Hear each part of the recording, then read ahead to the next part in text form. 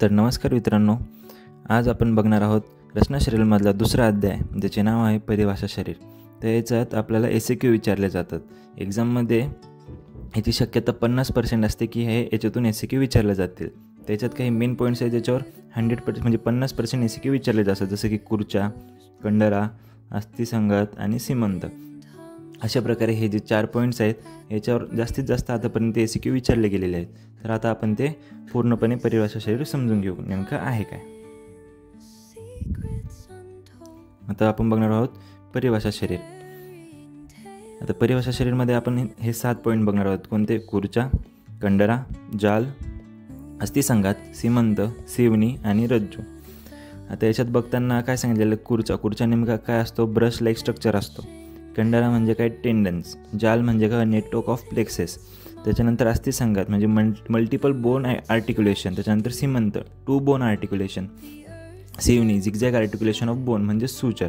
आणि त्याच्यानंतर रज्जू chords like structure. आता याच्यात आपण पहिले बघू कुर्चा. आता कुर्च्यामध्ये श्लोक काय सांगितलेला आहे? षटकुर्चा ते हस्तपाद ग्रीवा मेद्रेषु हस्तयो द्वौ पादयो द्वौ ग्रीवा मेद्रयोर कैकयः. मध्ये 2, पादमध्ये 2, ग्रीवामध्ये 1 आणि मेद्रमध्ये 1.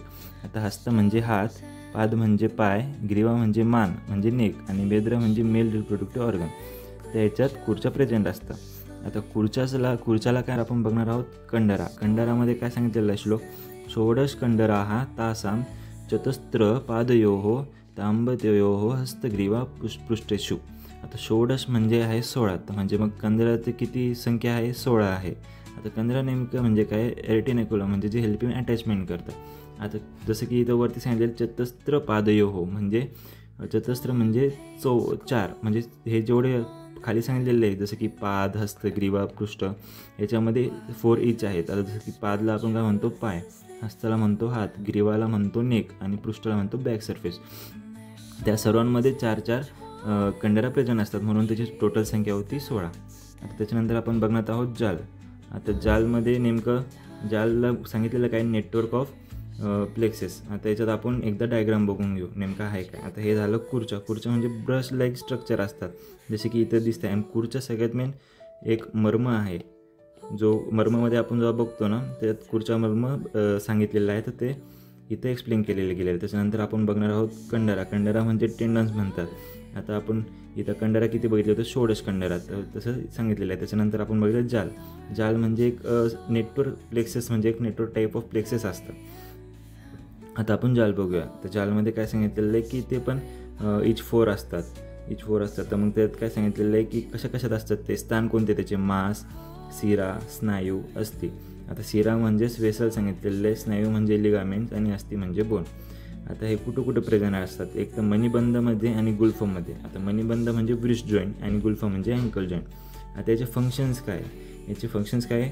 निबद्धदानी, संश्लिष्टानी आणि गावष्टिष्टानी. आता याच्यात म्हणजे त्याचं बॉन्ड बनवणे, ते टुगेदर राहणे आणि त्याचं नेट फॉर्म करणे हे याचे फंक्शन आहे जालचे. त्याच्यानंतर आपण बघूया संघातलाच अस्थिसंघात असंही म्हणतात. अस्थिसंघात आता ते किती असतात? त्याची टोटल संख्या आहे 14. आता 14 संख्या आहे. तर त्याच्यात त्याने त्यांचे स्थान सांगितलेले की शक्तीमध्ये 4 शक्तीमध्ये आहेत, बाहूमध्ये आहेत, त्रिकमध्ये आहेत, शीरमध्ये आहेत. तर तसं बघितलं गेलं शक्तीमध्ये आहेत 6, बाहूमध्ये आहेत 6 आणि त्याच्यानंतर त्रिकमध्ये 1 आणि शीरमध्ये 1. शक्ती म्हणजे लोअर लिम्ब सांगितलेली आणि बाहू म्हणजे अप्पर लिम्ब सांगितलेली आहे. त्याच्यानंतर आपण बघितलं त्रिक म्हणजे सॅक्रल रिजन आणि शीर म्हणजे हेड. अशा प्रकारे अस्थिसंघात हे टोटल 14 आहेत असे सांगितलेले आहेत. त्याच्यानंतर आपण बघणार आहोत सीमंत म्हणजे 2 बोन आर्टिक्युलेशन. त्याची संख्या किती सांगितलेली आहे? टोटल 14 सांगितलेली आहे. आणि याची जी नंबरिंग आहे त्याची नंबरिंग आणि त्याचे स्थान सेम ॲज संघात आहे. म्हणजे संघातमध्ये कसं शक्ती, बाहू, त्रिक, शीर आहे तसंच इथं पण आपलं होतं. पण सगळ्यात मेन गोष्ट सीमंतमध्ये कशी आहे? जसं की आता हे जे आहेत सीमंत जे 14 सांगितलेले आहेत, 14 कोणी सांगितलेले? सुश्रुतांनी. पण वाघभट्टांनी 18 सीमंत सांगितलेले आहेत. त्याच्यानंतर आपण बघणार आहोत सेवनीच त्याचं सांगितलेलं एक झिगझॅग आर्टिक्युलेशन ऑफ बोन म्हणजे त्याला सूचर म्हणतो. ते कुठं प्रेझेंट असतात आणि किती संख्या आहे? त्याची टोटल संख्या आहे 7 आणि ते प्रेझेंट असतं शीरमध्ये, जीवामध्ये आणि शेफमध्ये. आता शीरचं सांगितलेलं की हेड, जीवा म्हणजे टंग म्हणजे जे सूचर असतं, सूचर्स आहे म्हणजे हे असेवाले स्ट्रक्चर. मग ते किती आहेत? 7. त्याच्यानंतर आपण बघणार आहोत रज्जूमध्ये काय सांगितलेलं आहे, रज्जू म्हणजे कॉर्ड लाईक स्ट्रक्चर, त्याची संख्या किती आहे, 4 आहे. 4 कुठं आहेत, पृष्ठवंशांबुभयत म्हणजे काय, on the both side of backbone.